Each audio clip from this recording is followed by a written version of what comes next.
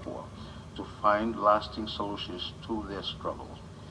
I want to recognize and welcome the invitation by Indonesia for a mission to West Papua by the UN High Commissioner for Human Rights.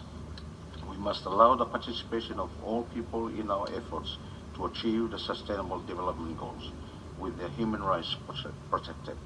If we are to achieve Agenda 2030 and to leave no one behind.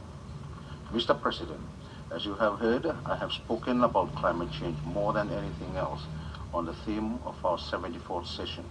It does not mean that the other objectives of the theme of the session are not important. Multilateralism, poverty, eradication, quality education, health, and inclusion are very important issues. But for a small, low-lying island atoll country as Tuvalu, climate change is also important to our development.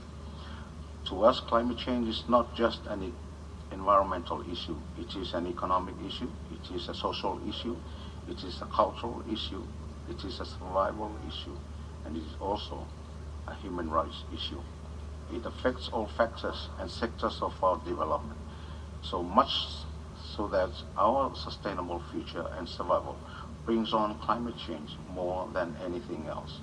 In conclusion, I wish to reiterate that Tuvalu strongly believes that our collective efforts to achieve the Sustainable Development Agenda 2030, secure global peace, security, and prosperity will be severely compromised unless we are committed to immediate climate change action as demanded by our youth and young people and the scientific reports of the IPCC, the authoritative scientific body of the UNFCCC.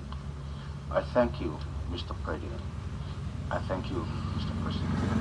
Tuvalu Bawah. I thank the Deputy Foreign Minister, the Deputy Prime Minister, His Excellency Manut Alpati Topo, for his statement on behalf of Tuvalu. I now give the floor to His Excellency Chingis Adebeko, Minister for Foreign Affairs of Kazakhstan.